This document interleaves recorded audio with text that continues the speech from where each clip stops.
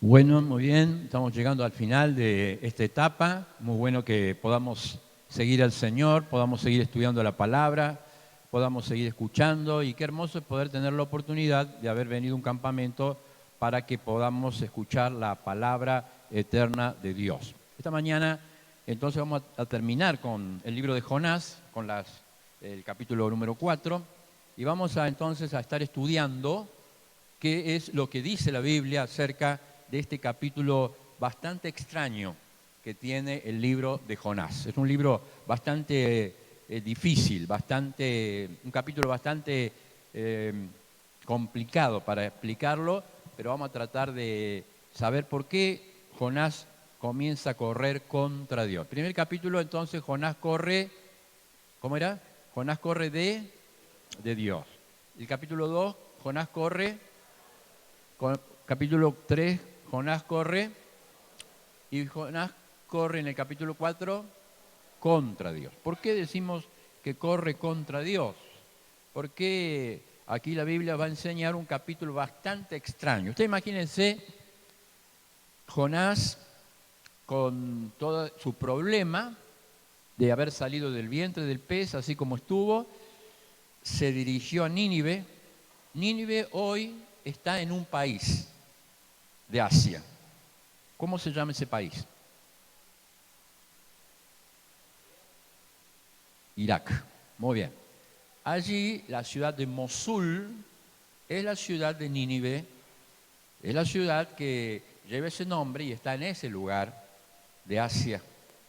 Entonces Jonás fue a ese lugar para predicar y para llevar la obra misionera, como dijimos ayer, pero Jonás va a ir con un corazón dividido, porque va a ir llevando, Jonás, un prejuicio. ¿Cuál va a ser ese prejuicio? Un prejuicio nacionalista. Porque como judío, él no le daba la cabeza para pensar que Dios iba a salvar otra raza. No le daba es como que los judíos, cuando Alemania lo tomó, y los judíos ellos fueron al campo de concentración, era una raza que no sabía o no permitía pensar de que Alemania pueda salvarse también. Entonces vamos a leer lo que dice Jonás en el capítulo 4. ¿Por qué? Porque la obediencia de Jonás fue parcial, no total. Y obediencia parcial es igual a desobediencia. Es decir, él iba, pero no con un corazón sincero. Él iba, pero él no los perdonaba.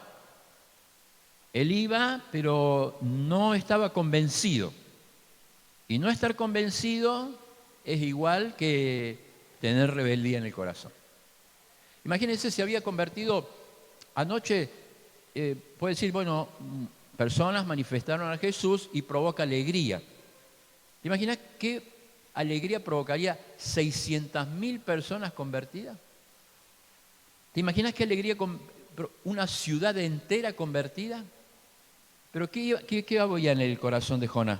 Vamos a leer qué pasó con Jonás entonces en el capítulo 4. Tendría que estar muy alegre, tendría que estar muy gozoso, tendría que estar realmente convencido que era bueno. Pero ¿qué pasó con Jonás? ¿Qué dice Jonás en el capítulo 4? Jonás capítulo 4 dice, pero Jonás se apesadumbró en extremo y se enojó. Wow, estaba enojado Jonás. Jonás, en vez de haberse alegrado, estaba enojado. Todo lo contrario de lo que dice la Biblia. Que cuando haya alguien que llega a Jesucristo, tenemos que ponernos contentos, nos gozamos. Pero acá dice, Jonás se apesadumbró en extremo. Dice la Biblia, capítulo 2, versículo 2. Y oró Jehová, esta es la oración más rara que hay, tal vez en la Biblia. Y dijo, ahora, oh Jehová, ¿no es esto lo que yo decía estando aún en mi tierra? Por eso me apresuré a huir a Tarsis. Fíjese esta oración rara, ¿no? Yo desobedecí porque yo ya sabía que iba a pasar. Yo desobedecí porque yo ya sabía que vos sos muy bueno y lo vas a perdonar. Yo no quería que los perdone, dice. Por eso huí a Tarsis porque sabía que tú eres un Dios de clemencia y piadoso, tardo en enojarte y grande en misericordia, y que te arrepientes del mal. Acá viene una gran pregunta para nosotros. ¿Dios se puede arrepentir? ¿Dios se puede arrepentir? ¿Sí o no? ¿Dios se puede arrepentir? Si Dios no cambia, si Dios es eterno, si Dios como atributo no cambia, es el mismo, hoy, ayer y por los siglos, ¿cómo dice se puede arrepentir? Porque el arrepentimiento que habla acá no es el mismo arrepentimiento del hombre, que nos arrepentimos de hacer algo malo.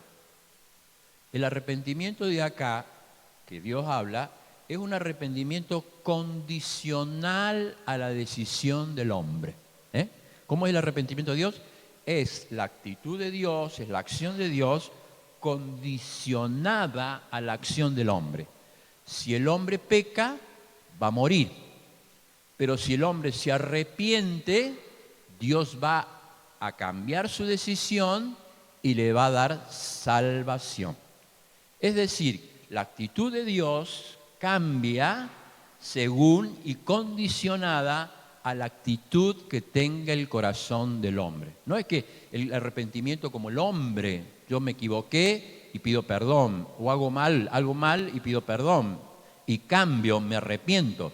El arrepentimiento que tiene la palabra, según Dios, se arrepintió de hacer el mal. ¿Por qué? Porque la decisión del pueblo fue cambiar su actitud, convertirse. Entonces la decisión de Dios fue no destruirlos, sino cambiarlos por salvación. Es decir, el arrepentimiento de Dios no es el arrepentimiento del hombre. El arrepentimiento de Dios está condicionado, ya está establecido por Dios, que si el hombre cambia en su corazón, Dios va a cambiar en su actuar. Seguimos leyendo la Biblia, la palabra de Dios. Entonces, versículo 3, ahora pues, sigue diciendo Jonás, oh Jehová, te ruego que me quites la vida, porque mejor es la muerte que la vida. Se quiere suicidar, quiere que Dios le quite la vida. Está totalmente amargado, está totalmente apenado. ¿Por qué? Porque él en su corazón, en vez de perdonar al pueblo ninivita, en su corazón no lo pudo perdonar. Entonces seguimos leyendo y dice, y Jehová le dijo, ¿haces bien tú bien en enojarte tanto? Y salió Jonás de la ciudad y acampó hacia el oriente de la ciudad e hizo allí una enramada y se sentó debajo de ella a la sombra hasta ver qué acontecería con la ciudad. Y preparó Jehová una calabacera, la cual creció sobre Jonás para que le hiciese sombra sobre la cabeza y le librase de su malestar. Y Jonás se alegró grandemente por la calabacera.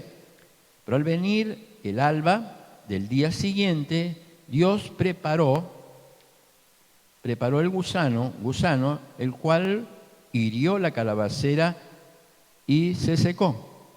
Y aconteció que al salir el sol, preparó Dios un recio viento solano, y el sol hirió a Jonás en la cabeza, y se desmayaba, y deseaba la muerte, diciendo, mejor me sería la muerte que la vida. Entonces dijo Dios a Jonás, ¿tanto te enojas por una calabacera? Y él respondió, mucho me enojo, tanto hasta la muerte. Y le dijo Jehová, ¿tuviste lástima de una calabacera en la cual tú no trabajaste, ni la hiciste crecer, que en el espacio de una noche, nació y en el espacio de una noche, de otra noche pereció? Y no tendré yo piedad de Nínive, esa gran ciudad donde hay más de 120,000 personas que no saben discernir entre su mano derecha y su mano izquierda y muchos animales. Y allí termina el libro. Es decir, termina con un Jonás enojado, termina con un Jonás muy enojado.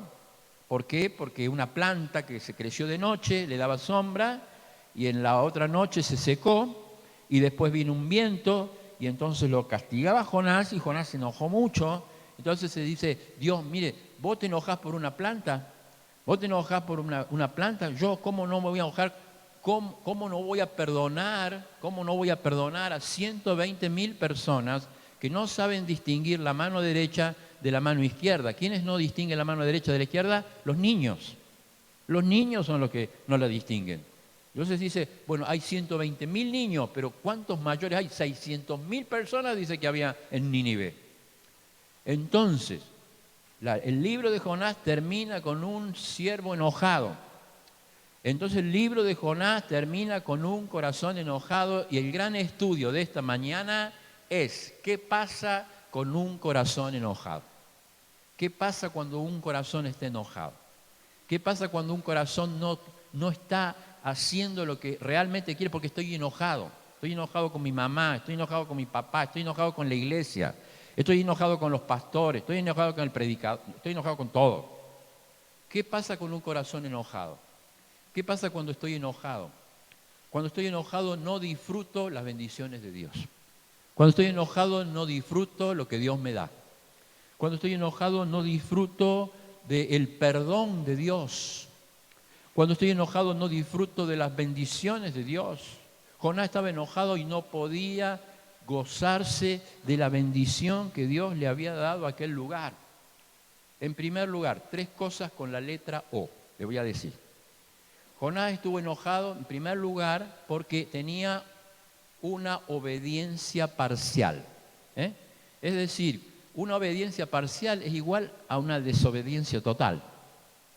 Una obediencia a medias no sirve.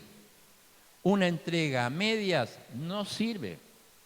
Una entrega que está una pie en la iglesia y otro pie afuera no sirve. Una doble vida en la iglesia no sirve. Nosotros tenemos que entregar completamente como Cristo se entregó por nosotros. Una obediencia parcial no sirve porque no sirvió para alegrar su corazón. No va a estar gozoso, no va a llevar fruto, no va a tener poder. Se había convertido toda una ciudad, pero él no estaba bien. Entonces esta mañana lo primero que tenemos que hacer es una obediencia completa, total de nuestra vida, una rendición completa, una rendición de integridad.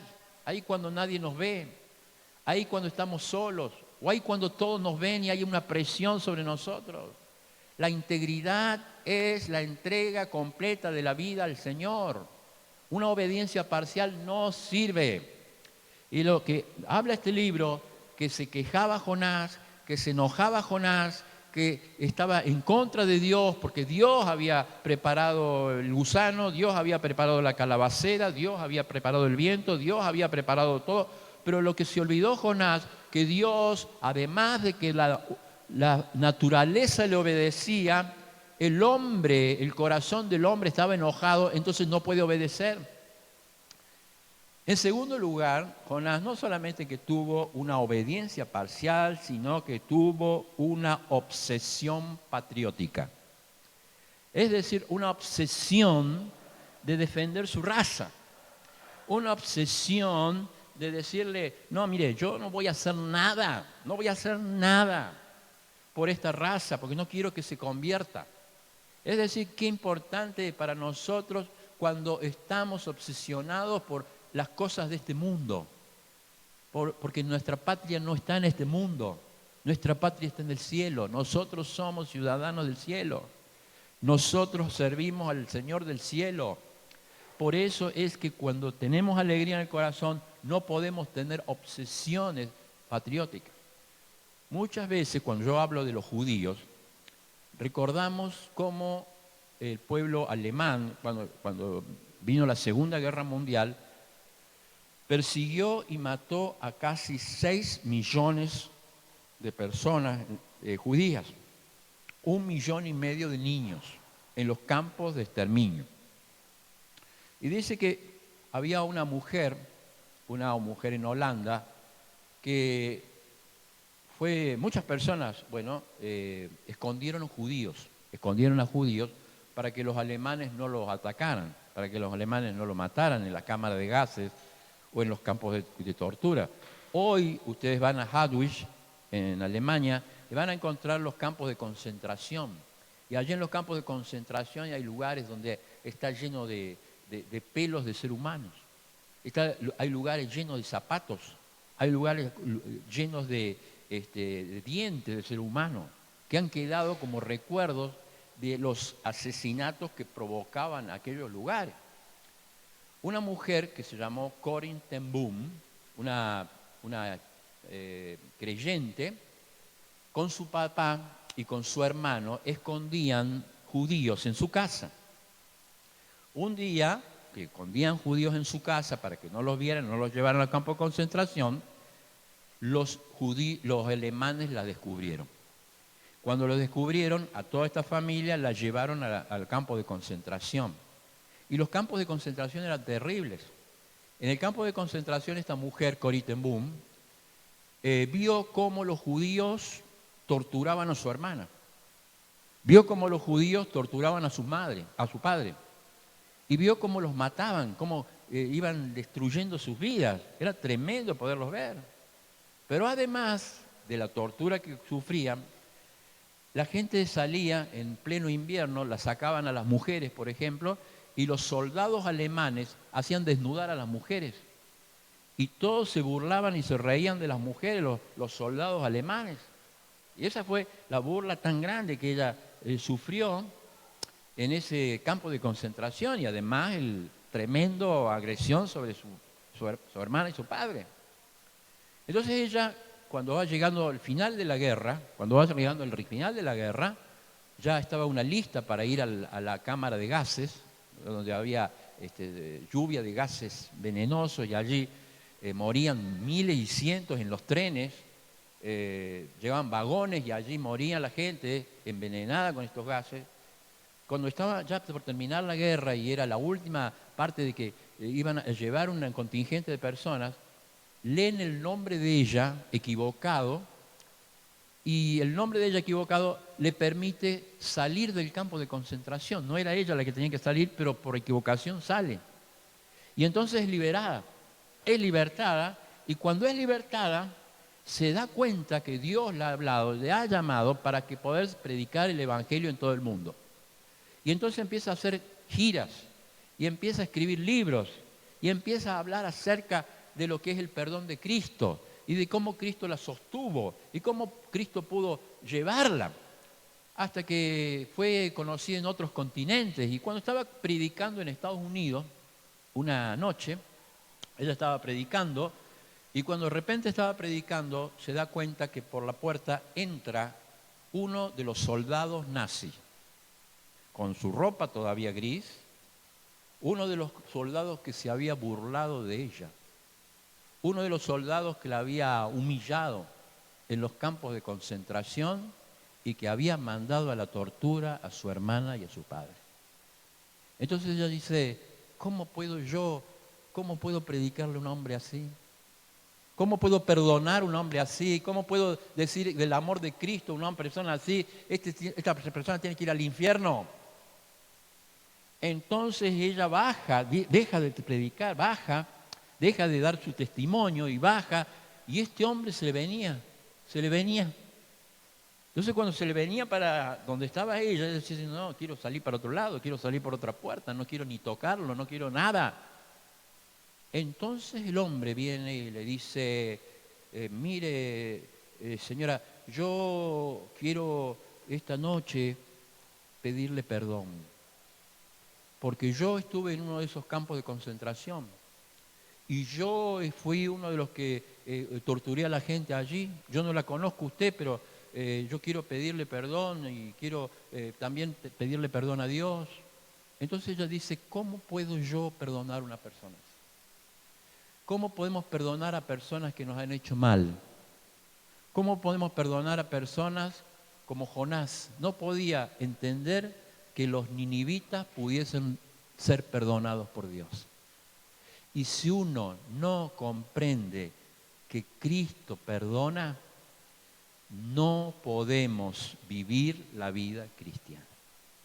Cuando ella no quería saludarlo, dice que cuando ella dijo, no puedo, Señor, pero tú puedes, Entonces, en el nombre del Señor, extendió la mano, tomó la mano del hombre y le dijo, te amo, te perdono en el nombre del Señor.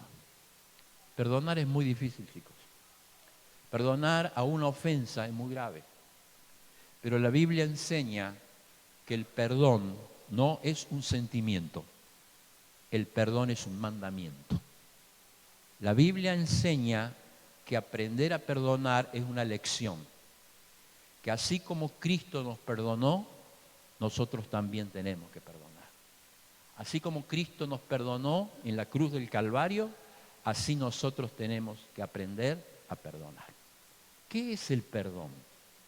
Esta es la gran lección de esta mañana, porque Jonás se cierra el libro triste, se quiere morir, quiere suicidarse, quiere decirle a Dios, miren, prefiero morir, Señor, porque yo sabía que vos sos bueno y que vos le voy a perdonar, yo no lo puedo perdonar. Y se termina triste porque dice, bueno, yo amo más una calabacera que una enramada, un árbol, que a 600.000 personas que vos has perdonado. ¿Qué es el perdón? ¿Qué es la palabra perdón?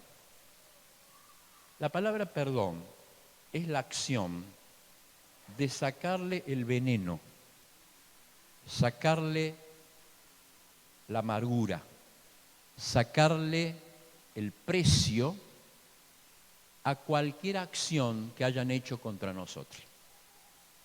Cuando nosotros fuimos a Cristo, Él nos perdonó, sacó la malicia, sacó la muerte, sacó el mal y nos dio su perdón.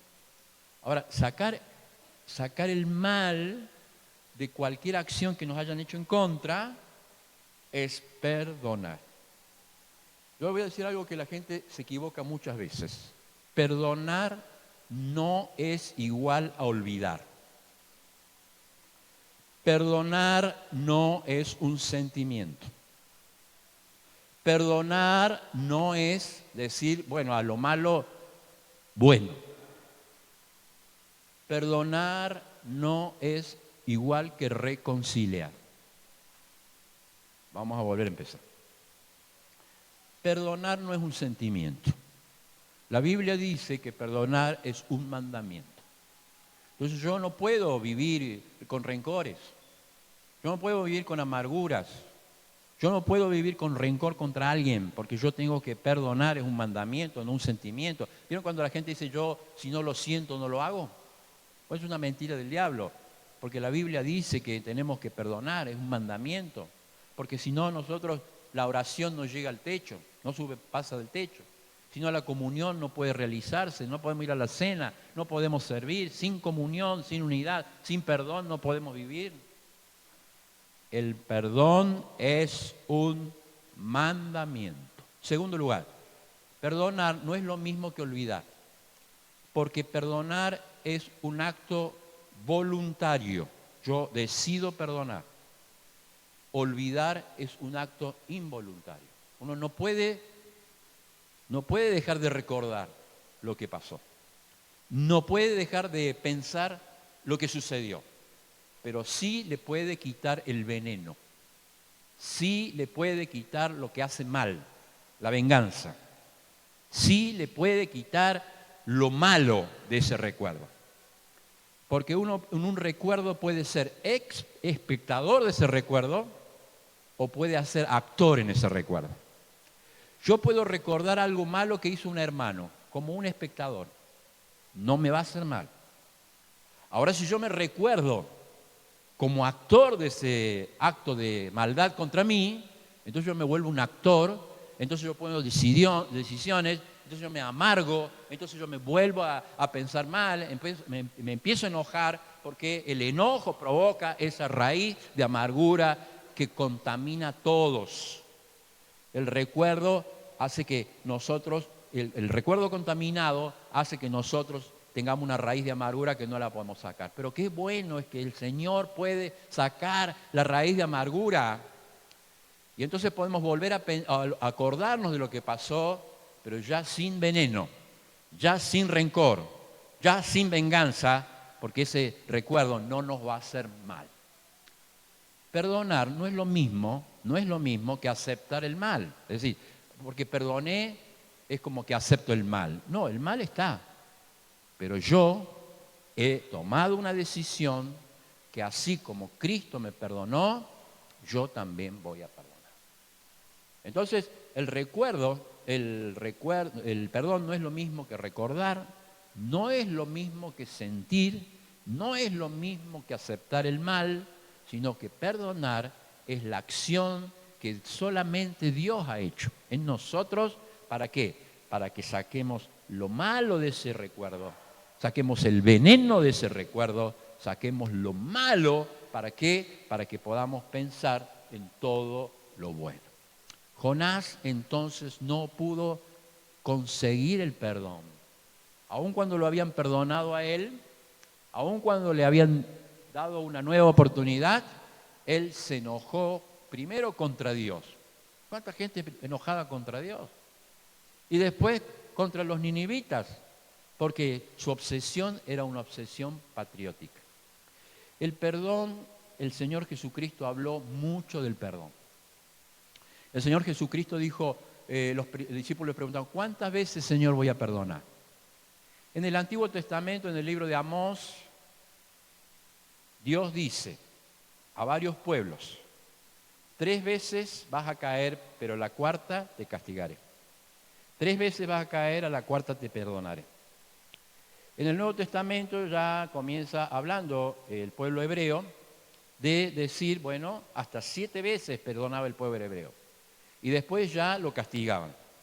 7 veces lo perdonaban y después lo castigaban. Pero el Señor viene y dice, no, el creyente va a aprender una nueva vida para perdonar. Va a aprender un nuevo número para perdonar, porque no va a perdonar 7 veces, sino va a perdonar 70 veces 7. 490 veces va a perdonar. ¿Por qué? Porque es una cifra como que no tiene número el perdón. El perdón no tiene número. Y por eso, por más que nos ofendan, por más que nos agredan, el creyente aprende a perdonar como Cristo nos perdonó a nosotros. Cuando uno no perdona, se enoja el corazón, se amarga, se entristece, pierde el gozo de servir. Uno no sirve, uno queda al lado, queda al costado, es rechazado, es postergado, se queda en el camino. Por eso es tan importante que nos llevemos esta gran lección de Jonás, que en el último capítulo, el capítulo que tendría que haber sido de gran gozo para él, que la obra misionera se realizó, que tanta gente se convirtió, que tanta gente aceptó el perdón de Dios. Sin embargo, él termina el libro tan amargado, tan enojado, tan disgustado, porque tuvo una obediencia parcial, porque tuvo una obsesión de su patria y, en tercer lugar, porque él tenía una ocupación personal excesiva. Se ocupó por su persona, Estaba bien con la calabacera que le cubría el sol, pero Dios le enseñó que Dios es el que pone la bendición en el corazón. Cuando el Señor Jesucristo habló del perdón que había que dar, y para hacer eso enseñó una parábola. Y esa parábola habla de una historia que Jesús contó, que habla acerca de un rey bondadoso y 2 deudores. Un rey que era muy bueno, muy bondadoso. Y había uno de esos siervos, el primero, un deudor, que le debía al rey 10.000 talentos. ¿No? ¿Cuánto es un talento? ¿Saben cuánto es un talento? ¿Cuánto pesa un talento? ¿Y qué es un talento? Si ustedes buscan en la Biblia, en sus Biblias, atrás, en la parte de atrás, van a encontrar las medidas de peso. Las medidas de peso.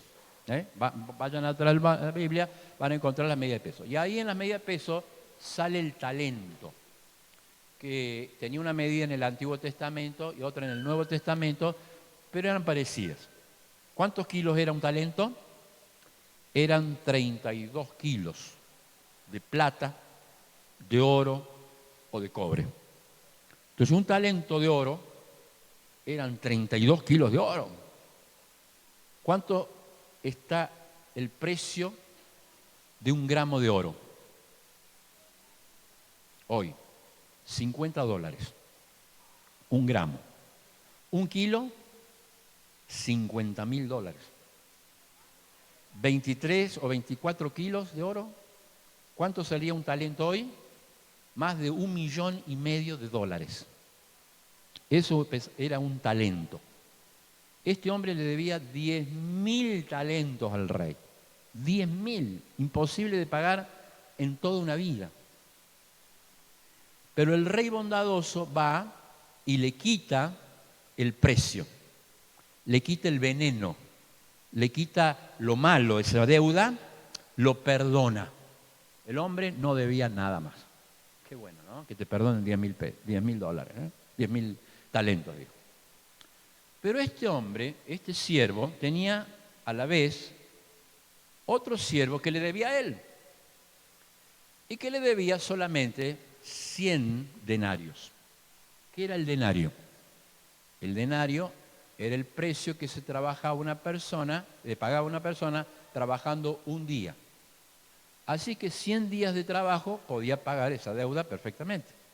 Es decir, era una deuda posible de pagar. Pero ¿qué pasa con el primer siervo al que le habían perdonado? Se enoja. Es que cuando uno no aprende de su perdón, no puede perdonar a otros. Entonces Jesús dice que lo agarró de la solapa, digamos, lo agarró de la camisa y ya le quería pegar, porque el enojo te hace que vos saques todo lo malo de vos.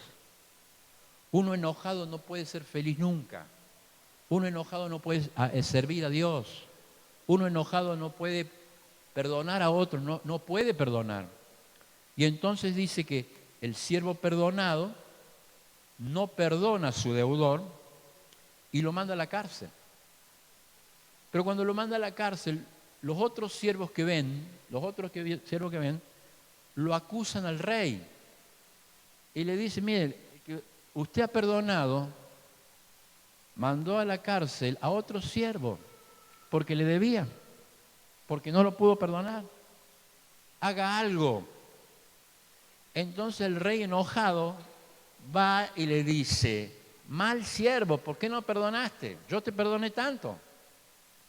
Y entonces el rey, cuando se enoja, le vuelve a poner la deuda y le dice, y lo entregó a los verdugos. ¿Qué hacían los verdugos? Le cortaban la cabeza. Un verdugo. La lección de Jesús es que, primero, uno tiene que aprender a perdonar como nos perdonaron a nosotros. Segundo, si uno no perdona, va a parar a la mano de los verdugos. Tercero, el perdón debe ser importante porque afecta la vida de oración. Cuando uno no perdona, el Padre Nuestro dice, perdona nuestras deudas como nosotros perdonamos a los deudores. Entonces muchas oraciones no suben porque muchas veces no hemos perdonado como nos perdonaron a nosotros. Segundo lugar, dice el rey, lo entregaron. Cuando vos decís yo no puedo perdonar, estás haciéndole caso al diablo, que dice no puedes, no debes, el orgullo no te deja perdonar. Pero qué tremendo es la ocupación que tiene Jonás de sí mismo, que no puede perdonar a los demás y termina el libro muy triste, muy amargado, muy enojado.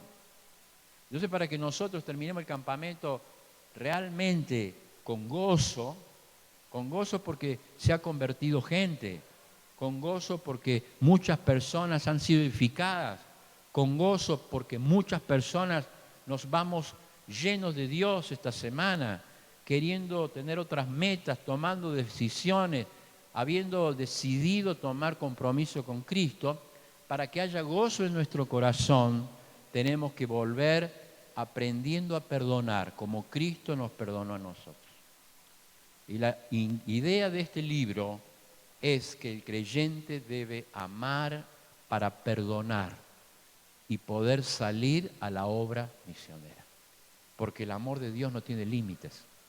El amor de Dios es infinito. Y por eso el desafío de esta mañana para todos nosotros. Termino contándoles la historia del régimen comunista en Rusia. No sé si ustedes han leído algún libro del régimen comunista en Rusia, de la persecución que tuvieron las iglesias en Rusia. Ellos vivieron mucho tiempo perseguidos por el régimen ruso comunista que decían no va a quedar ningún cristiano. Y Dios levantó el régimen ruso y siguió el cristianismo en Rusia. Fíjese que hubo una época que la iglesia fue muy perseguida. Entonces la gente se escribió un libro con estas anécdotas, que yo le voy a contar una, que se llama Torturados por Cristo, donde cuentan allí la gente cómo el régimen ruso persiguió a la iglesia cristiana en ese lugar por muchos años hasta que el régimen se fue. Dicen que la iglesia cristiana allá, cuando estaba en ese lugar, quería reunirse, pero era prohibido reunirse. Querían leer la Biblia, pero era prohibido leer la Biblia. Entonces, ¿qué idearon? Idearon las iglesias subterráneas. ¿Qué eran las iglesias subterráneas? Eran iglesias que se reunían en sótanos y se reunían a las 3, 4 de la mañana. Se reunían cuando nadie los veía. Se reunían cuando todo estaba tranquilo, entonces empezaba a entrar a uno, de a dos, de a tres, hasta que, estaban reunidos y comenzaban a la luz, casi en penumbras, a leer una hoja de la Biblia. Porque cuando uno no tiene, se desespera para tenerlo. Ahora nosotros tenemos toda la Biblia y no nos damos cuenta lo importante que es tener la Biblia en casa. Lo importante que es poder leer toda, lo importante que es tener libertad para reunirse, para congregarse, la libertad que tenemos para perdonarnos los unos a los otros, la libertad. Hoy tenemos libertad en Cristo, qué importante que es, pero ustedes lean de los regímenes que fueron perseguidos, cuánto sufrieron, las familias, la gente, sufrió.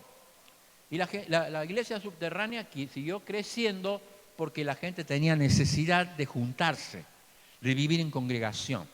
Una noche, cuando estaban ya todos juntos, estaban leyendo la Biblia, estaban orando juntos, de repente la puerta rompen con las bayonetas. Las bayonetas rompen la puerta y entran al lugar donde estaban reunidos la gente, entran soldados rusos. Alguien los había digamos, traicionado y había vendido esa información y sabían que estaban ahí. Entonces los soldados comienzan a apuntarle a la cabeza de los creyentes. Y les dice, miren, esta noche vamos a darle una oportunidad. Todos los que quieran negar a Jesús, esta noche se pueden levantar. Pueden decir, yo niego a Jesús, se levanta, se para donde está y pasa por acá y sale por la puerta, no le vamos a hacer nada. Va a tener su vida, pero va a tener que negar a Jesús. La gente empieza a conmoverse, comienza a llorar, se abrazan la familia dice, yo no quiero morir. Los hijos dicen, no quiero morir. Entonces dice que comienza una trágica escena donde se abrazan los soldados apuntándoles y la gente no sabiendo qué hacer. Entonces cuando pasan los minutos, unos comienzan a levantarse adelante, otros se comienzan a levantar al medio. Hay una gran tensión en aquel lugar. Pero dicen, algunos, yo niego a Jesús, niega a Jesús y se va. Tremendo. ¿Qué hubiese pasado con mi vida? ¿Qué hubiese pasado con mi vida cuando la vida está en juego? ¿Qué hubiese dicho yo? Se levanta y se va. Vuelve a pasar otra gente, vuelve a decir, mire, los soldados, vuelve a decir la oportunidad para levantarse e irse. Váyase, niegue a Jesús esta noche, dígale, no quiero seguir más a Jesús, pero quiero salvar mi vida. Y vuelve a salir gente.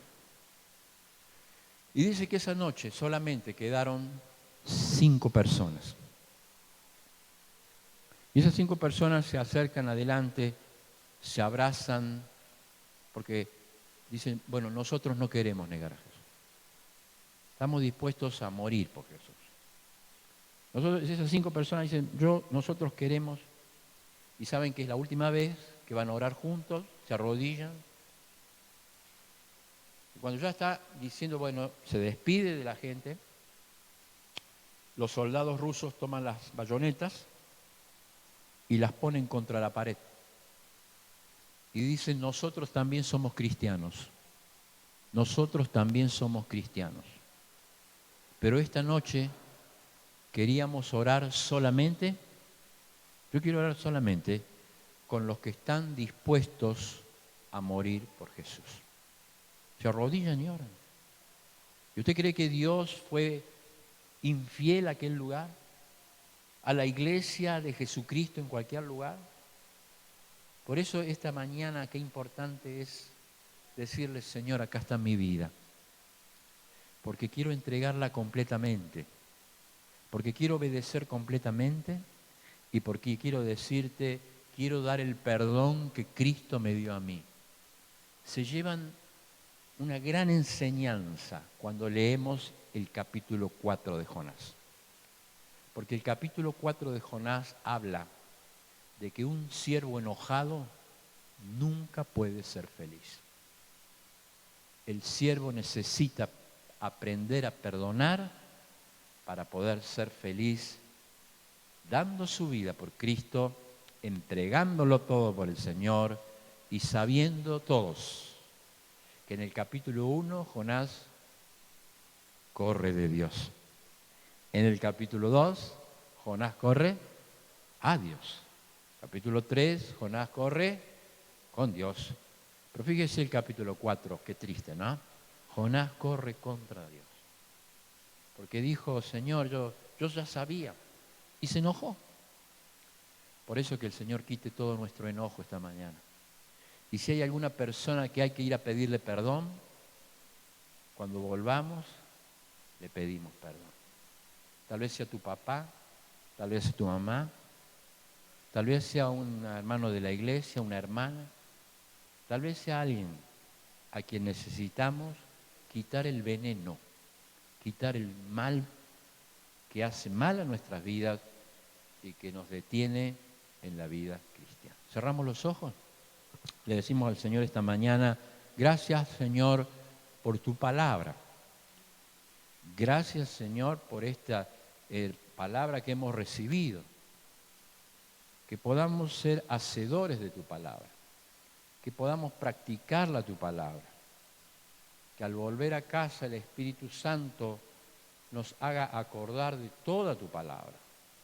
Que al volver a casa esta palabra sea aplicada al corazón y que nosotros podamos cumplir con la gran obra que Dios nos da para que salgamos de acá y podamos cumplir la gran obra, porque es una misión, ya sea en Jerusalén, ya sea en Judea, ya sea en Samaria, o ya sea en lo último de la tierra, la misión sea cumplida por cada uno de los que estamos aquí. Oramos. Te damos gracias, Padre, esta mañana, por tu palabra eterna en nuestras vidas, porque este gran tema del perdón es tan importante para un corazón que está dolido, que esté enojado, para que cambiemos el rumbo definitivo de nuestras vidas, para que no tengamos complejos, para que no tengamos raíces de amarguras, para que no tengamos rencores, para que no tengamos recuerdos que nos hacen mal, para que podamos salir sanos de mente en este lugar. Señor, que tu palabra nos enseñe que no se puede huir del Señor, que no se puede huir de Dios, que tu palabra nos enseñe que la oración es lo importante y esencial para una vida de comunión, que tu palabra nos enseñe que la vida cristiana es una obra misionera, y que finalmente podamos comprender que el perdón que Cristo nos dio es el perdón que dio para nosotros, para que lo aprendamos, para que lo vivamos y para que lo apliquemos. Señor, bendice cada una de nuestras vidas y enséñanos a perdonar como Cristo nos perdonó a nosotros. Te rogamos por cada uno de los que hemos venido aquí, para que nuestras vidas sean el reflejo de tu palabra en nuestro corazón. En el nombre, que es sobre todo nombre, en el nombre de Cristo Jesús. Amén.